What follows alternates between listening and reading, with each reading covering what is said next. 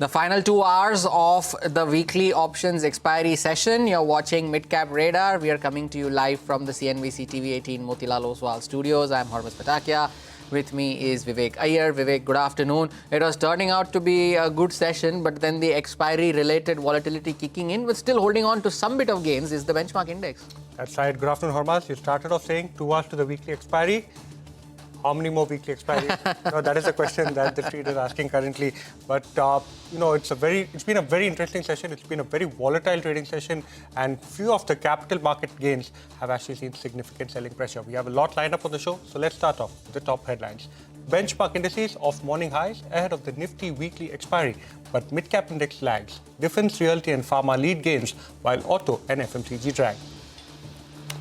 Angel One and BSE shares fall up to 6% after SEBI chairman told CNBC-TV18 that they are looking to increase the tenure and maturity of equity derivative contracts, for which a consultation paper will be issued soon. And Nazara Tech continues to slide for a second straight session after the Lok Sabha passed the promotion and regulation of online gaming bill yesterday. Vahan data reveals that Ather Energy has sold over 10,000 vehicles in August till the 20th against Ola Electric's 9,500 two-wheelers, setting it up to overtake the controversy-ridden EV manufacturer. Ola, after a two-day rally, is down over 6%. Shares of Prince Pipes rise after Motilal Oswal's buy rating, citing recovery in the domestic pipe sector. Stock gains nearly 6%. Well, turning out to be a choppy session, as Vivek mentioned. We have been trading in, a 90-point range, if you could say that. It's been a fairly range-bound session, mind you. The 25,054 being the low of the day, 25,145 being the day's high. So we've been meandering in this range all through the trading sessions. So it'll be interesting to see how the expiry concludes. So Sudarshan in the morning was mentioning that F&O data is indicating that it would happen above the 25,000 mark. So it'll be interesting to see how the final trade takes place over the last couple of hours. But of course, what has dominated proceedings over the last couple of hours has been the reaction to shares of BSE and Angel One, both of them still holding on to losses. BSE is now down 7% at the lowest point of the day, and Angel One has seen a slight recovery, but that recovery was also very quickly sold into. But what are some of the other movers in the broader markets? Vamakshi is here to tell us just that. Vamakshi, good afternoon. Well, good afternoon, Hormaz, and let's look at the positive side. So let's first start off with the top gainers this time around. Even though the mid-cap index for now is reeling under a fair bit of pressure, India Pesticides is one such counter that is doing extremely well in trade today, up almost 8%. Venky's is the other one, slightly off the day's highest point, but nevertheless holding with a gain of almost 7%. Tejas Networks also doing well in today's trading session, and so is Fino Payments Bank. Both of these counters are up over 6% in trade today. Apart from that, let's take a look at the stocks that have managed to hit a 52-week high. GM Financial is one such name, L&T Finance as well as Sai Life Sciences. All of these counters are up almost 2% in trade today. But apart from that, there were several newsmakers, and just to highlight a few for our viewers, Jupiter Wagons was up almost 12% or so in today's trading session. Of course, it's off the day's highest point, but nevertheless is up 9% given the 215 crore ROI that it has received. Apart from that, India Cements is also up in a way, up almost 8% now after Ultratech board approved almost 6.5% stake sale in the company via OFS. And no surprise there, BSE and Angel One, both of these stocks are continuing to languish under pressure after SEBI's chairperson said that there is a need to increase tenure of equity derivatives and that there will be a consultation paper soon. Lastly, let's also take a look at the stocks that are under pressure today. Ola Electric, after, as Hormaz was pointing out, 2 consecutive days of very strong gains, is taking a knock in today's trading session, down almost 6%. Carborundum is also one other counter that is reeling under pressure, down almost 4%, and Raymond Lifestyle as well as JK Cement trading close to the day's lowest point, down almost 3%. Thank you so much for that, Vamakshi. After a continuous session of gains as far as Ola Electric is concerned, like you mentioned today, taking a bit of a knock. But it's a good time to welcome Rajesh Palvia from Axis Securities for a quick technical check on the market. Good afternoon, Rajesh. Well, it's been a very choppy trading session. Where do you see markets headed from here on?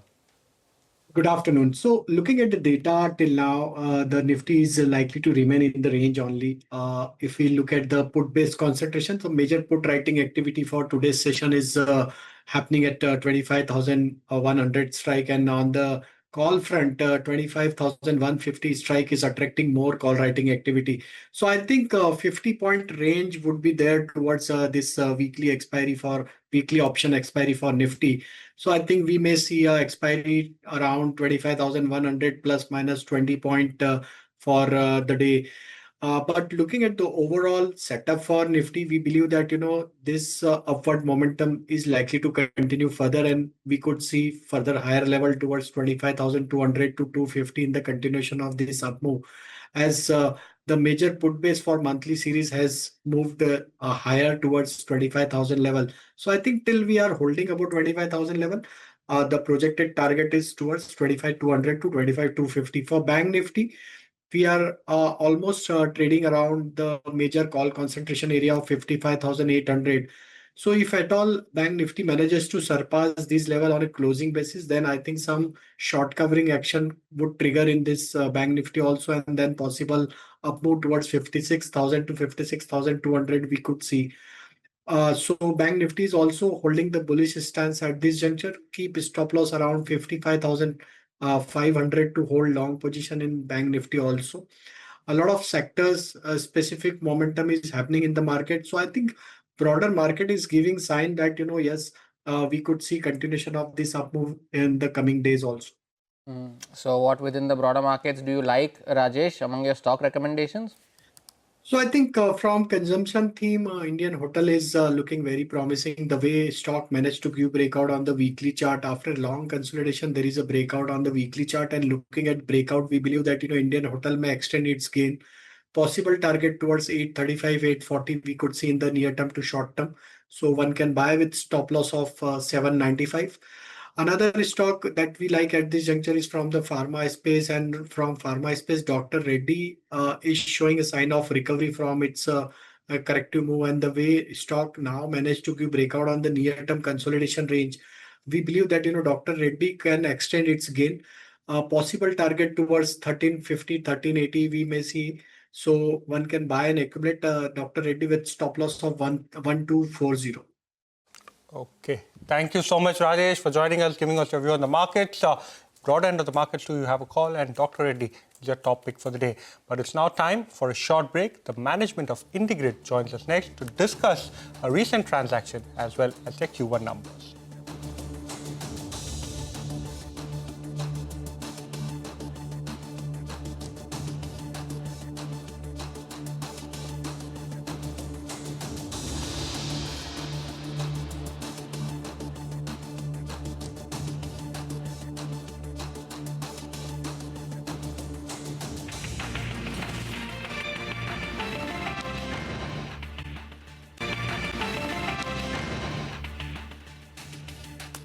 Welcome back to Mid Cap Radar. Well, one particular sector of the market that's doing quite well are the pipe companies. Motilal Oswal today has come out with a report on PVC pipe companies. Ria has gone through the note. Ria, what are the key takeaways from that particular report? Well, yes, Vivek, today Motilal has come out with a note on the plastic pipe companies, and they are bullish on the sector overall. Now, what they've said is that after a challenging year in FY26 and FY25 and a muted start to FY26, the pipe sector appears to be at a cusp of recovery at the moment. And with the DGTR's recommendation on anti-dumping duties on PVC resin imports, as well as prices, PVC prices stabilizing at bottom levels at the moment, gradual price uptick is expected, and coupled with an improving demand environment, these factors are set to drive a gradual rebound from the second quarter of FY26. On the back of this, they have a buy call on both Supreme Industries as well as Astral, with an upside of around 18% each from yesterday's closing price. For Prince Pipes as well, they have a buy rating with a target price of rupees 440, which is an upside of around rupees 34 of around 34% from yesterday's closing price. And on the back of this, most of these pipe companies are doing well in today's session, with Prince Pipes up by around 5 to 6%. Indeed, doing well for itself. Rhea, thank you for that update. And some flashes on your screen with the DPUM secretary saying that all details on the IDBI Bank disinvestment have been given to qualified parties and the due diligence process is likely to be completed by the month of September. And there you can see the spike on IDBI Bank to the highest point of the day, 2.5% higher is IDBI Bank. What's at the lowest point of the day though is BSE. Now is extending its losses, 7% lower now on that stock after the remarks made by the SEBI chairperson on the tenure of the weekly derivatives contracts. Now, the SEBI chairman also, he was speaking at the FICCI event earlier in the day, and he's also floated the idea of trading in pre-IPO companies with certain disclosures. And he's added that the regulator is looking to increase the tenure and maturity of equity derivatives contracts, for which a consultation paper will be issued soon. Listen to what he had to say. With a booming IPO market, investors are eagerly anticipating what is next. Yet, pre-listing information is often not enough for investors to take an investment decision. Can we think of an initiative on a pilot basis for a regulated venue where pre-IPO companies can choose to trade subject to certain disclosures? Which are the unnecessary processes and pain points that cause avoidable friction in fundraising, disclosures, and investor onboarding, and how they can be removed? Improving the tenure really means that, whether we can sort of have longer-term, more longer-term derivatives. But all this is to be done in consultation. As I said, that in what form, how, we'll have the consultations. So and we will have a consultation paper yes, coming? Yes. Nothing will be on... by when will the consultation take? No, I mean, I can't is give it like you the... in a month, in a week? No, I can't tell you that, but that's the thinking process we have. Your preference is for a longer. Your preference is for a longer. Yes, I mean, that is qualitatively we have to see, but we have to calibrate it. So if you really look at my statement, where I said in a calibrated manner. SEBI chairperson there with his views on the consultation paper that is likely to be issued soon. Take a short break, but just before that, a reminder for our viewers where you can unlock a world of exclusivity, expertise and influence by becoming a member of CNBC TV18 Access, our premium members-only experience on CNBC-TV18.com. The membership includes access to CNBC TV18's flagship events, interactions with our journalists, along with curated studio tours, e-learning sessions and masterclasses and curated lifestyle benefits.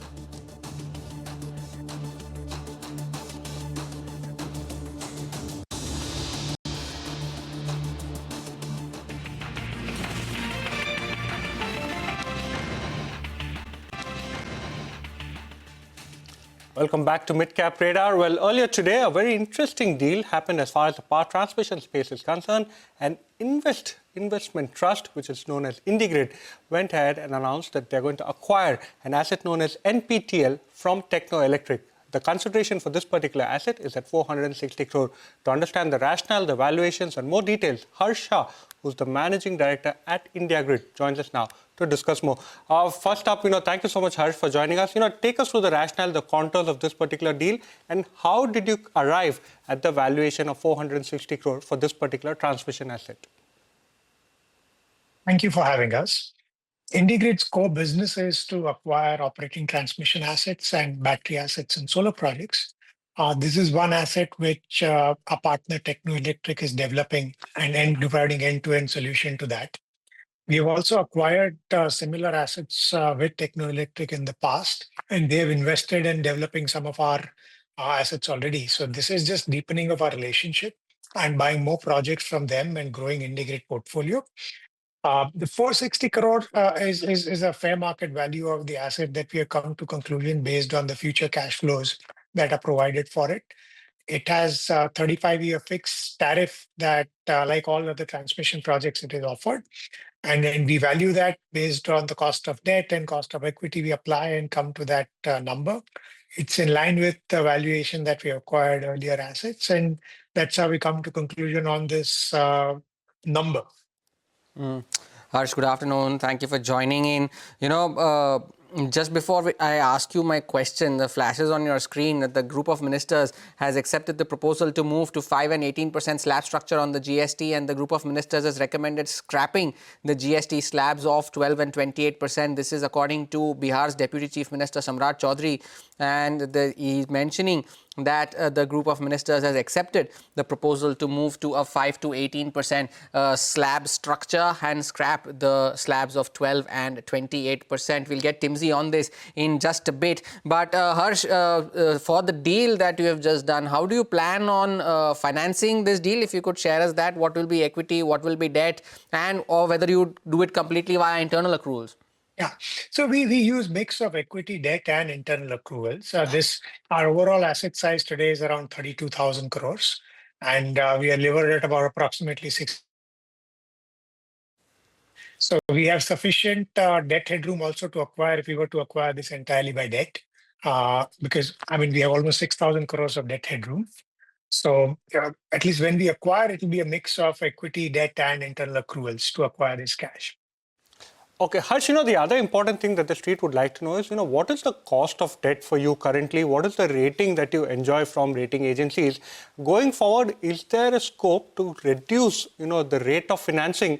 And consequently, could you give a higher guidance as far as the DPU is concerned? Yeah. So we have approximately 19,000 crores of consolidated debt. Our weighted average cost of debt is in the range of approximately 7.6%. Incrementally, we are borrowing cheaper because there is rate transmission that has taken place. So we are borrowing in somewhere in the range of 7 to 7.25%, depending on the tenure that we are looking at. And therefore, marginal cost of debt is lesser than the weighted average cost of debt that we are seeing. And therefore, yes, we will see, as some of the debt gets repriced or refinanced, we will see cost of debt reduction, providing us additional NDCF, which we can distribute to unit holders and increase the guidance. But typically, we increase the guidance on an annual basis in the Q4 of the year, like we did a couple of quarters back in Q4, where we increased it suddenly to 16 rupees, which is one of the large jumps that we took. Hopefully, the interest rates remain where they are or lesser, then we will have sizable amount of NDCF to distribute. So we will guide accordingly at the Q4 of this year.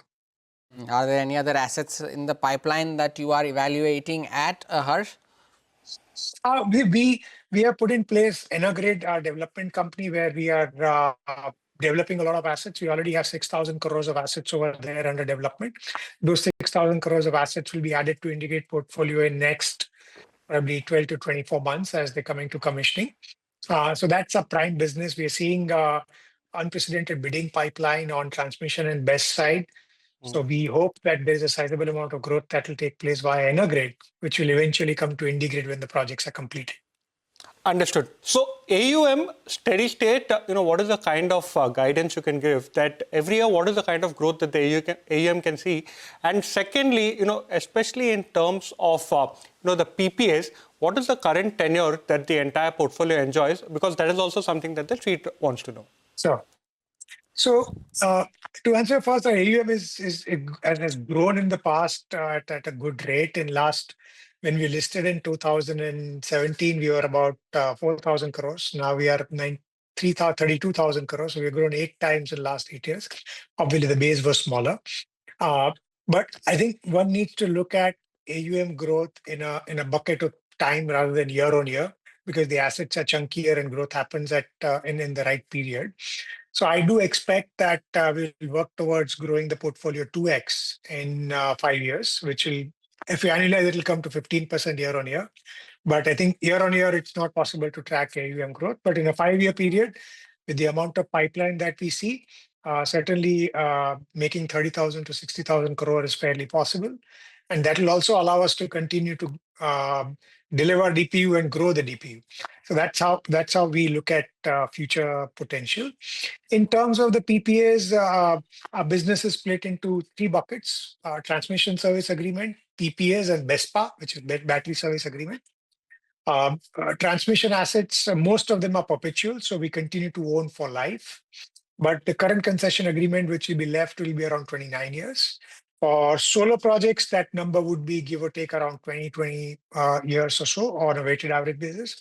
And for battery project, the maximum tenure is 15 years, that the last few projects that we have won. So it'll be in the range of 12 to 15 years of BESPA agreement. So it's a mix of mixed bucket that we see. Right, Harsh. So by that, based on all of this, do you stick to the guidance that you have given for FY26 when it comes to power transmission and for solar generation as well? Oh, certainly. So we stick to a guidance of 16 rupees a unit distribution. We have already distributed 4 rupees for this year, first quarter. I think the business is doing well. So we are confident that we'll meet our guidance of 16 rupees, which was increased by 7% when we started this year. Thank you so much, Harsh, for joining us and giving us a sense of the business and the deal. Well, the GOM has accepted the proposal to move to 5% and 18% slab structures proposed by the centre. Let's listen in to some reactions coming in on the same. Reports will go. We have not yet received any information about the GST Council, but the report will go to the Council. Dissent means whatever we have said, that will go with all the notes. So there will be no more GOMs before Council meet. I do not know. That is for the Council to decide and the GOM convener to decide. Ma'am, these thin goods that are there, 5 to 7 items, including high-end luxury What cars. I have said that in the compensation says GOM, I had raised this issue and I have said that it needs this section 9 subsection 1 needs a change and needs an amendment, and you put a special schedule there that 20% now the state and centre can impose. Therefore not more than 40%. But what about the goods which were paying 70%, 60%? So a special schedule may be made, that amendment may be brought into the act. Then this matter can be solved. Therefore, that is what we have said and they have noted it. That is an additional cess, ma'am? It's not an additional cess, it's an additional duty. You can say it's a full additional duty in that sense. So, ma'am, will these high-end products... That amount, because we cannot charge, if it merges with only GST, it cannot be charged over and above 40%. As the law, additional duty? I have suggested. Yes. And it can apply to all goods or selective? No, selective goods. Ma'am, so do we know on the goods on which the compensation cess was. Ma'am, do we know how much will the quantum of rates on these 5 to 7 thin items, will they remain same? No, that is what I am saying. I don't think that I have been able to make myself clear. Kindly understand. Now, if it merges with the GST, then GST is 40% maximum we can charge. So, according to section 9 subsection 1. So, agar yahi hoga, if this is there, then you cannot do now the sin goods or the demerit goods on which, or the luxury goods on which compensation cess was levied. Then they were paying, someone was paying 60%, someone was paying 70%. You cannot impose by not amending that section 9 subsection 1. Therefore, I have suggested that section needs to be amended. Ma'am, any proposal to prevent profiteering by companies, ma'am?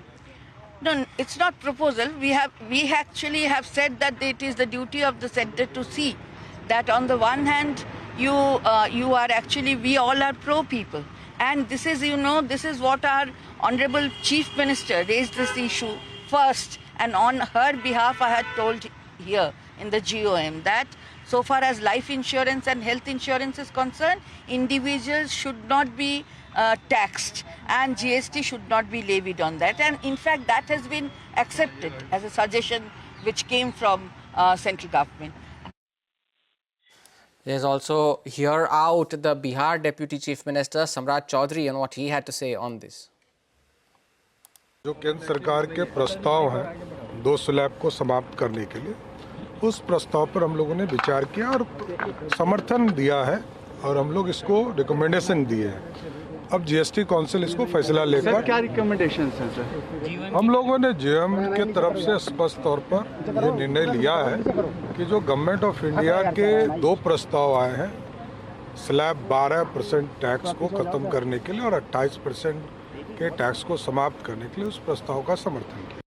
Well, to take this particular discussion forward, remember it's a very important development. Najib Shah, the former chairman of the Central Board of Excise and Customs, joins us now. First up, thank you so much, Mr. Shah, for joining us. What do you make of this entire move where we're looking to scrap two important slabs of the GST and moving to two simpler structures? Where do you see this particular, and how do you see this particular move being carried out? What is the kind of timelines that one can work with? Oh, this is phenomenal. This is very big news, simply because this was undoubtedly a proposal of the centre.